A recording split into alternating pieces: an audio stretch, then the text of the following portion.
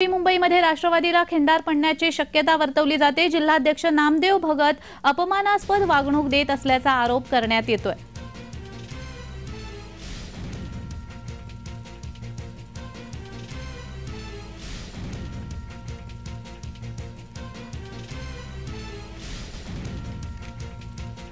शिवस्वराज्य यात्रा या ठिकाणी प्रदेशचा कार्यक्रम होता। या नवी मुंबईमध्ये आलेली होती।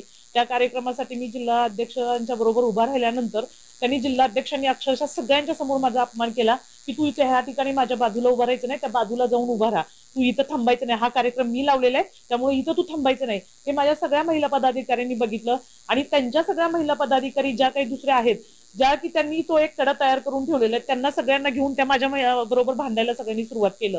मग माझ्या महिला पदाधिकाऱ्यांनी त्यांना उत्तर दिलं। मग असं जर होणार असेल तर मग इथं अध्यक्षपदावरती राहून काम करण्याचा काही उपयोगच राहत नाहीये ना।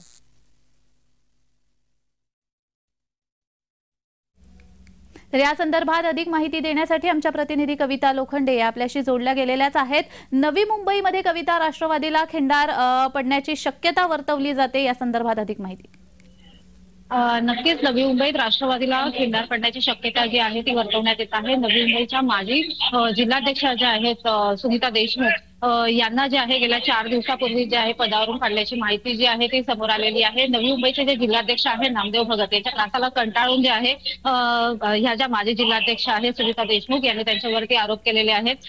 स्वराज्य रॅलीमध्ये जे आहे त्यांनी स्वराज्य रॅलीमध्ये जे आहे त्यांनी माजी जिल्हाध्यक्ष सुनीता देशमुख यांना अरेरावीची भाषा करत जे आहे अरेरावीची भाषा केलेल्याचा आरोप जे आहे ते माजी जिल्हाध्यक्ष सुनीता देशमुख यांनी केलेला आहे। त्यामुळे सुनीता देशमुख जे आहे आज जे आहे अजितदादा यांना भेटणार आहे, त्यांची भेट घेऊन जे आहे ते या संदर्भात चर्चा करणार आहे। त्यानंतर जे आहे नवी मुंबईमध्ये राष्ट्रवादी काँग्रेस पार्टीमध्ये काम करण्याचं की नाही या संदर्भात ते आहे जी चर्चा केली जाणार आहे।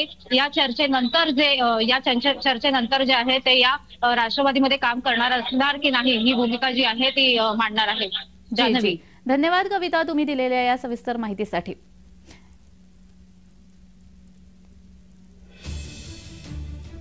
नवी मुंबईमध्ये राष्ट्रवादीला खिंडार पडण्याची शक्यता वर्तवली जाते।